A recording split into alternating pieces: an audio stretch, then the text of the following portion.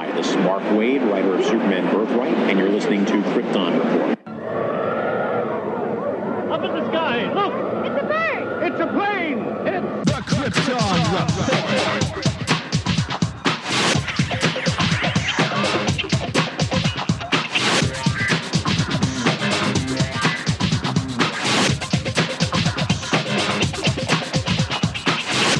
I am your host, Tyler, and welcome to Krypton Report, a podcast dedicated to all things Superman, Supergirl. We're going to look at the Supergirl TV series, as well as the Krypton TV series, anything that has to do with the characters in their world. Comics, movies, TV shows.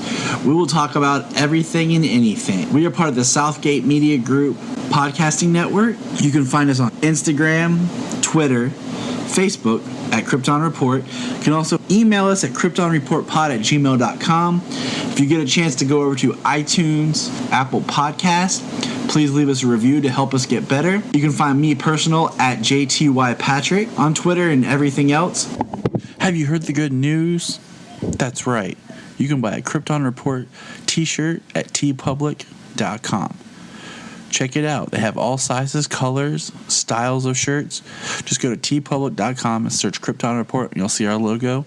And every time you buy a shirt, it helps support other podcasts from southgatemedia.com. Thank you. Enjoy the show. And we're back. And this time, we are keeping it on schedule. That's right. For all of you who are like, man, today, when the other episode dropped, it was like getting a lot of content. Well, like I said, things have been crazy, and we're getting back on track. And once again, I welcome my co-host, who is the most beautiful co-host. Aww. That's right, my wife, Junia. Welcome back, Junia. Thank you. Hi, guys. So we're here, and we're going to discuss the 6th episode of Season 3, entitled Midvale. Now, going into this episode, of course, I knew a little bit about what was going to go on, and Junia goes, man, this is really long for a flashback. And I'm like, Junia, it's the entire episode. She's like, what? I had no idea. She hadn't. So it was just really kind of fun, just her like, what? Moment there. So thanks, babe. This is the episode where we see the moment that the Danvers sisters really connected. And it's kind of interesting that it was 10 years ago. And wasn't it Kara landed 12 years ago? Yeah, it was like shortly after. So trying to figure out how long she was there because, well, no, take that back. Wait, hold on. I can't do math this late. Let's say I'm tired. She landed when she was 12, and they said she was 15. So that means she's been there for, 3 years with the Danvers family. And Alex is a little older than her. Yes. So there's our math. So this picks up where the Danvers sisters are driving to their beautiful home, as Junia pointed out, where Eliza lives. On the water, and I mean, just gorgeous house. As soon as you walk up, that front door alone was just breathtaking. Killer. Canada. If we have any Canadian listeners out there, we like the look of your country, and we'll come visit it as soon as we can have money. Okay, so the one thing I always love in these movies and shows is when they go back home and the parents like kept their rooms and it's like still just like how they left it and their kids. Must be freaking nice. Yep, I don't have that. My parents, like when my brother and I moved out, slowly my mom migrated and took over the rooms to more of her junk. And then they moved to a new house. So we don't have any old kid rooms. Like, this was my room when I grew up, son. No. My parents, even if they just are like, hey, you're out. We need more space. It must be nice to have a big enough house where you don't have to take over your child's room when they leave. No, it's a true story. My parents, too. My mom turned my room into sewing and... well, it's kind of like a guest room, too, now, I guess. Yeah, your room is more of like the guest room with, like, your dad's instruments hanging up. Yeah. And then your sister's room is more of the sewing and guest room. So they're kind of like a lounge room. It's really kind of neat. But, yeah, must be nice to have a old room to curl up and be like, this is my bed. Ooh, look at my comforter. Look at all those posters I had. All I know is when I left. I took all my junk with me. Yeah, you had to. Otherwise, your mom would probably sell everything. You had a yard That's another sale. story. For all those listeners out there, I'm just going to say these few words. Childhood toys yard sale. Cry, and we'll talk later. So they jump right back into their beds, and then Alex is getting drunk, and his Kara is trying to talk to her. Alex makes a great point that Kara can be all pissed off and reluctant from the world for 6 months when Mon-El leaves, but Alex can't have this moment. And then she name drops what should be the Alex and Kara spin-off sitcom. Kara Knows Best. Yep. We need a special episode of Supergirl that comes on like that 90s sitcom style, kind of like the episode of Supernatural where it comes on. The switching channels, Yes. changing channels episode, yeah. Exactly. We need that as Kara Knows Best. And then we jump 10 years. So that puts Alex around 17 and Kara 15. And it was really kind of cool, like this like insight into their past. Yeah, it was really neat. At first I wasn't sure how I was going to feel about it being the whole episode, but it really worked. It showed more of a backstory, which that's a huge thing with us. If you ever really listen to what Tyler and I talk about, especially Tyler, we're huge on backstories. We need a good backstory, to really support the overall story, And the acting of the younger versions were great, and the casting of the young Alex was really good. Yeah, I was so impressed with that. That was killer. She looked like spot on. I mean, the Kara one was pretty great too. Not gonna lie, but Alex just worked. Like Alex was her acting and all that. She was just spot on. I did think it was a little funny. They're like in high school, and they're talking about the Continental Army, and she's like, "Who is George Washington?" Like, don't you know that by elementary, like without even thinking about it? I mean, yeah, but once again. But I'm saying the way they present it in high school, I know they called on Kara for it, but just the fact that they're in high school and the teacher's talking to them as if this is something new, like, who's George Washington? Who was the commander of the Continental Army? George Washington. Yeah. I knew that before I was out of 3rd grade. Well, I was terrible at history, so.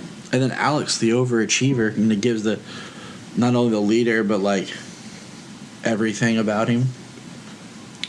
And so we get our first really cool, I don't want to say not a flash reference, when we find out it's at this time that Superman takes down Lex Luthor. And one of the high school kids makes a reference that he wore his underwear on the outside. So at one point he must have had that type of a suit. Yeah. Compared to the suit we see later. Well, I mean, I feel like every superhero goes through, like, stages of their suits and stuff, so that's very possible.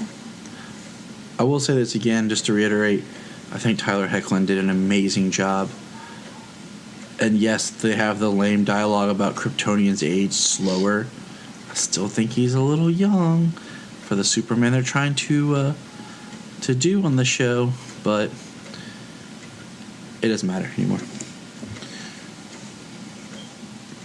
Kara has a little BF boyfriend crush, a little friend. It is cute. It is cute. He likes the stars also, and space and telescopes, which is cute. And he tried to kiss her. Poor bastard. I mean, poor guy. I can edit anything, Junia. So, the poor guy. And we get a nice little sisterly bout between Kara and Alex goes, her life was perfect and all of this before Kara. Does Alex, like, realize that Kara lost her entire civilization, her entire family, everyone and everything she knows was destroyed? But when you're a teenager, you're selfish and you're a tool. Let's face it. We were all a little bit tooly when we were teenagers. I can say I was a little bit tooly, but I wasn't selfish. Like, I thought about other people's and put myself in their shoes. Yeah, but, I mean, if something really terrible was happening to you, that probably mattered more than anything else. I'm intelligent enough to think on their side in their shoes. I know. I'm weird. I think rationally and try to be calm. Okay, so I made this call, and I feel like a douchebag that I said it, but as soon as this sweet little scene with her friend went through, I said, he's going to have to die, isn't he? Yeah. And I said it only because there was that shot of the Danvers sisters, and it pans out, and it shows the telescope on their porch. And as soon as he said it was his pride and joy, I'm like, yep, he did. He did. And can we please, why did they have to name him Kenny? Just so we could get that reference that after he died, the stupid jock comes out and says, oh no, someone killed Kenny. Like, South Park reference? Really? Oh, is that what it was? I don't know, South Park. I mean, I don't know it, but everyone knows they killed Kenny. Like, he died in every episode of the show. And Kara, of course, goes after the jock. And why couldn't she just broke his arm? How dope would that have been if she was just like, whatcha? Just like flicked it and broke the quarterback's arm. But that's the beauty of Kara. But out of anger for her friend, like, who just was murdered. But that's the beauty of Kara.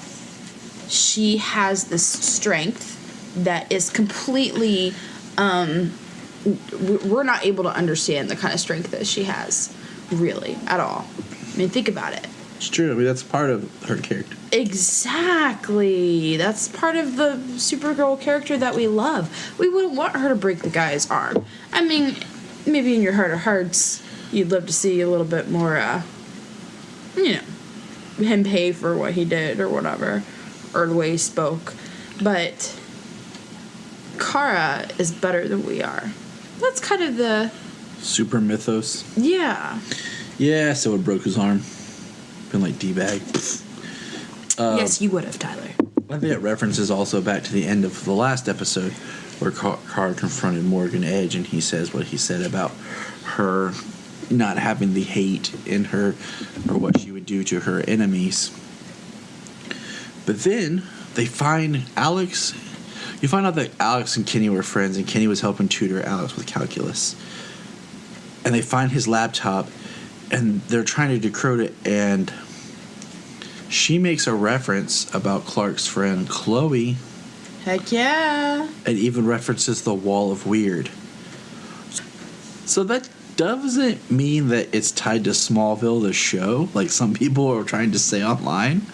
It just means that Chloe exists, that story, and that the events happen in Superman's canon. Like, right. Chloe's part of canon. So I've seen people online like, that means it's connected to Smallville. No, that doesn't work because there was Supergirl in Smallville. Go back and watch the show, bro. But moving forward, like a speeding bullet, we do find out that the teacher, who's 27, is having relations with his 17-year-old student. I saw that coming. I don't know why, but I saw that coming. It was like he was overly correcting her in the middle of class. You remember that? Yep. Yeah. And you know when they're doing that they're putting up some kind of cover. And so that's a whole subplot. They think it's him that killed Kenny because of the picture. And, I think Kenny was just trying to do the right thing, that it wasn't a right, responsible relationship for a 17-year-old. And then they say a line about, in 5 years it won't matter. Well, technically in a year she's 18 and it'll be frowned upon, but she will be legal. Yeah, I mean, when I met you, you were 17, and I was 24, but you definitely don't look it, act it. No. I mean, and it didn't matter. After I left high school, it did not matter. I mean, we didn't date until after I left high school, but still. I mean, no one would have guessed how old you were. Right. You had a sister who was 22 at the time, and everyone would think she's like 12. Not that young. Not that young, but you would definitely maturity level and just everything and act. You would not guess that Junia was as young as she was, and always will be. I know. You always have a young woman. All right, moving on. Yeah, this just got awkward. It did. So, the next scene is there's an FBI agent at the Danvers house, and Kara walks and says, "Mom."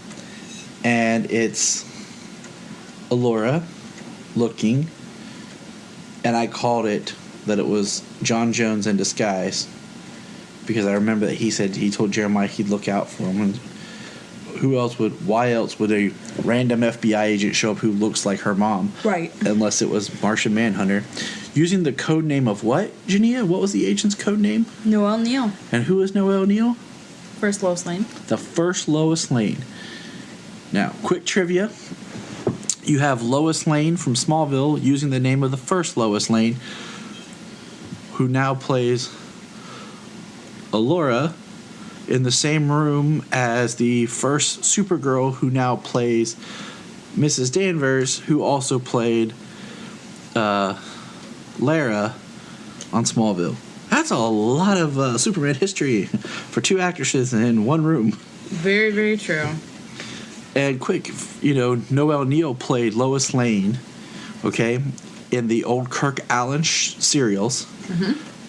Then the second season and on The Adventures of Superman with George Reeves, she did not play Lois Lane in the first season. It was Phyllis Coates. Oh, yeah, that's right. And Phyllis Coates later would reappear as Lois Lane's mom on Lois and Clark. Oh, that's really cool. I love how you always have, like, people who did older characters and stuff like that from the Superman, Supergirl realm. The passing world, of the torch? whatever you want to call it. And, yeah, basically the passing of the torch where they come back and they play another role. It's really cool. What do you call it? Terry Hatcher played Lois Lane's mom in Smallville. Yeah. So, and then what else did she do?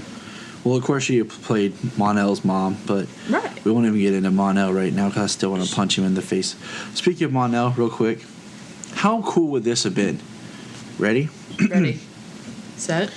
Kara accidentally, in an episode fighting the cyborg Superman, opens the Phantom projector and releases Mon-El from the Phantom Zone. His history with Superman is intact, where he'd already met Superman. He had thought they were brothers, like in the comics. He has the name now, Mon-El. He comes out with the suit on, and he is recovering from his lead poisoning, and he thinks he's cured, like in the comics. And then Kara and him start pairing up. He's still young because you don't age in the Phantom Zone. Mm-hmm. And then you could have had a cool reunion episode of him and Clark. And then, once he was there, some sort of technology, his parents showed up because they had been searching for him. So we could have kept canon, kept his name that worked, and not had a stupid character named Mon-El that makes no sense why his name's Mon-El. Rant over. And we're getting back. So basically, Chloe sends all the pictures were decrypted. We find out it was actually the sheriff that killed Kenny. I knew it. He was selling drugs from Canada. Pegged it. And here were some of my favorite lines of the show. The sheriff apologizes he's going to shoot young Alex because Alex was thinking that she could tell the sheriff what had happened. And the sheriff says, no one's going to hear you. And then we cut and we see Kara just say, screw it, and flies off. And Alex says, she can hear you. She hears everything. She's coming. She's listening right now. And then Kara just busts in from the wall and a piece of, fragment, hits the sheriff and takes him out. And then it cuts. and we're back to modern time. They patch it up, and Alex is a mess. You just want to give her a hug, and then you want to take her out back and shoot some stuff. She's a warrior woman. What's stuff? You know, stuff, just random. You know, just stuff. All right. Look, my throat's dry. I've been talking all day. Let me get a drink here from my handy dandy Man of Steel cup. Hold on. I'm really just on this podcast to pick on you. You know, that's really what it is. Yeah, that's pretty much just life.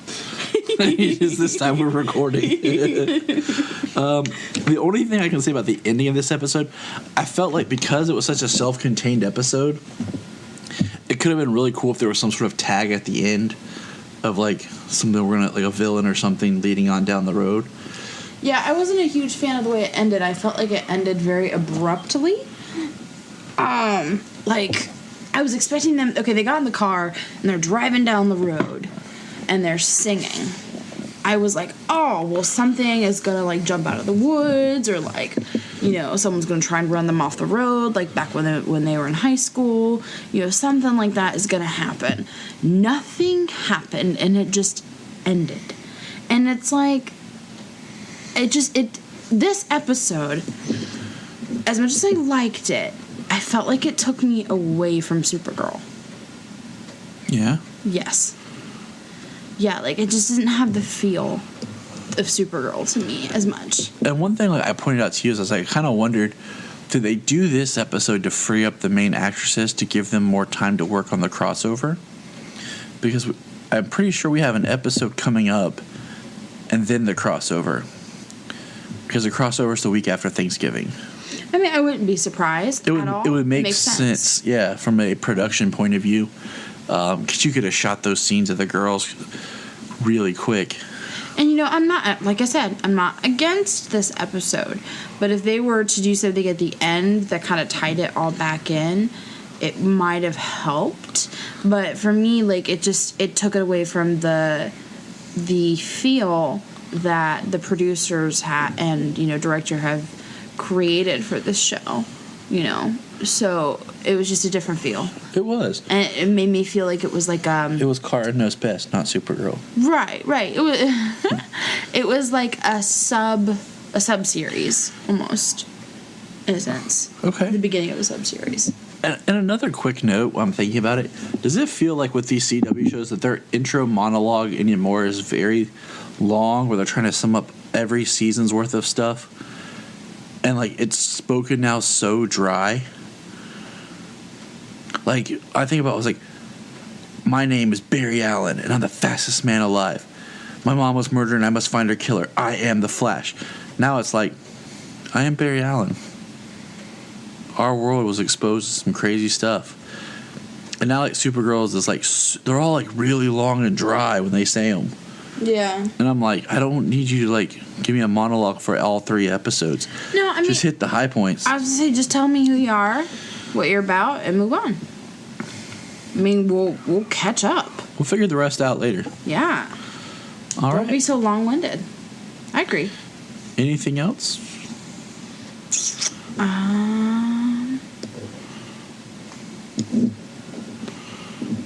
Not that I can think of. All right. Well, hit us up online, and remember, look up in the sky. And remember, you can find us on Instagram, Twitter, Facebook at Krypton Report. You can also email us at KryptonReportPod@gmail.com. If you get a chance to go to iTunes, please leave us a review to help us get better. If you're an Amazon shopper, remember you can go to SouthgateMediaGroup.com. There's a portal log into Amazon, and you shop into your accounts regularly. It also helps keep all the podcasts on. It helps keep Southgate running. Remember, look up in the sky.